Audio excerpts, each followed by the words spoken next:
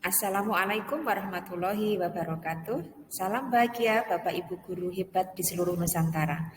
Perkenalkan, saya Elvi Titik Ziah dari SMK Tunas Harapan Pati, Jawa Tengah.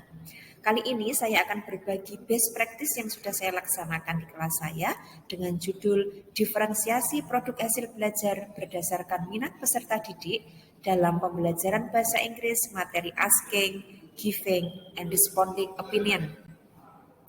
Fokus best practice yang saya lakukan adalah di penilaian atau assessment.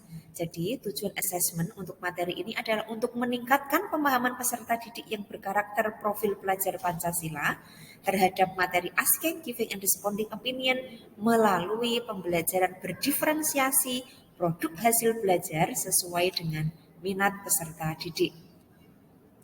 Rencana asesmen dalam modul ajar yang saya buat adalah asesmen formatif karena penilaian yang saya lakukan adalah penilaian melalui pengamatan selama peserta didik mengerjakan produk hasil belajar mereka sebagai implementasi pemahaman mereka terhadap materi tersebut.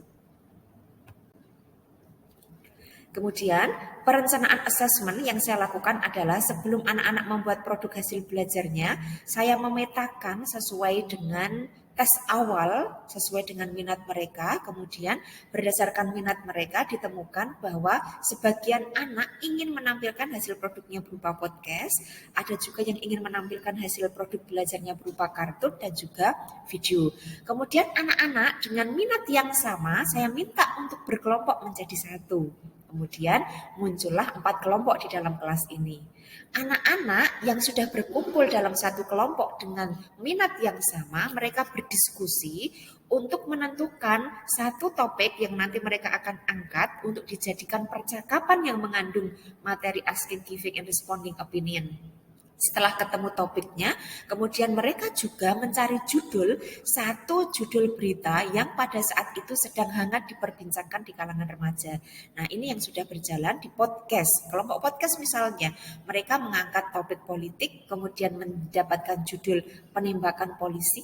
Kemudian di kelompok 2 ada kelompok kartun animasi, mereka sepakat untuk mengambil topik entertainment, kemudian mereka memilih judul pesulap merah karena memang pada saat itu sedang hangatnya diperbincangkan di kalangan remaja.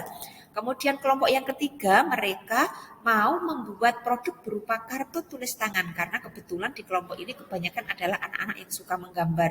Mereka memilih topik kenakalan remaja dan mengangkat judul pencurian make up oleh siswa SMK karena kebetulan pada saat itu ada salah satu siswa di SMK Kabupaten Pati yang mencuri make up di salah satu mart. Kemudian kelompok yang terakhir yaitu kelompok yang suka edit. Nah, mereka ingin menampilkan hasil belajarnya berupa video yang diunggah di Instagram.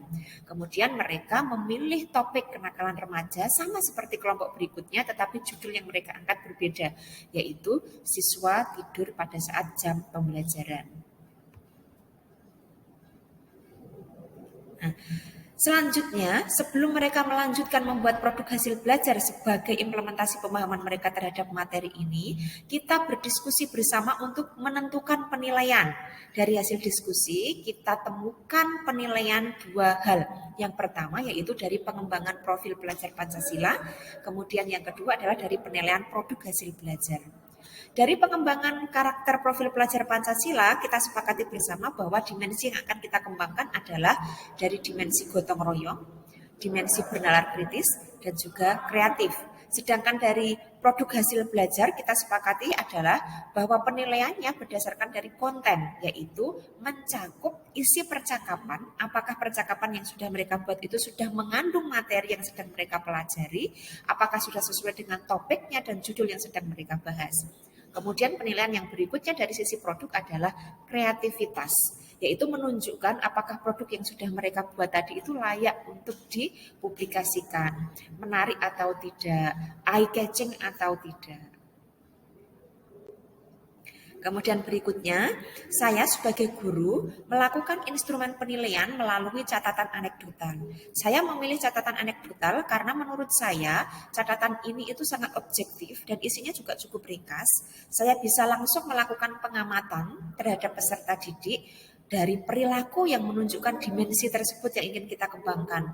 Kemudian keterampilannya, sikapnya, kinerjanya, bahkan insiden-insiden yang terjadi ketika anak-anak sedang berdiskusi bersama teman kelompoknya. Selain itu, saya bisa melakukan coret-coret ringan atau memberikan kode atau kata-kata singkatan sebagai pengingat ketika saya menangkap suatu aktivitas yang bermakna yang dilakukan oleh para peserta didik ketika saya melakukan fasilitasi. Selain itu, saya juga bisa melakukan perekaman video atau juga bisa melakukan pengambilan foto secara langsung ketika anak-anak memperlihatkan hasil belajar yang bermakna. Nah, setelah itu ketika anak-anak keluar dari ruangan, kemudian saya bisa merekapnya menjadi catatan yang lebih lengkap. Setelah itu, hasil pengolahan observasi saya lakukan ketika data atau informasi dari anak yang terkumpul dalam portofolio tersebut sudah lengkap. Kemudian berikutnya saya olah dan saya analisis. Biasanya saya melakukan pengolahan hasil observasi ini adalah ketika di akhir materi ajar di mana anak-anak sudah selesai melakukan pengumpulan produk hasil belajarnya. Saya lakukan secara berkala agar saya bisa melihat perkembangan kompetensi dan juga dimensi karakter yang ingin saya nilai dari materi tersebut sebagai nilai formatif karena saya melakukannya selama pengamatan. Setelah mereka melakukan atau mengumpulkan produk hasil belajarnya, saya meminta mereka untuk melakukan refleksi pembelajaran. Dan ini adalah beberapa contoh hasil refleksi yang sudah dilakukan anak-anak. Melalui hasil refleksi ini kita jadikan bahan untuk perbaikan pembelajaran pada pelajaran yang berikutnya, atau istilah lainnya adalah belajar sepanjang hayat, karena dari hal-hal yang sudah kita lakukan kekurangannya apa nanti kita perbaiki pada pertemuan berikutnya, hal yang sudah baik kita pertahankan, hal yang ingin dipelajari lebih kita bisa aplikasikan pada materi berikutnya.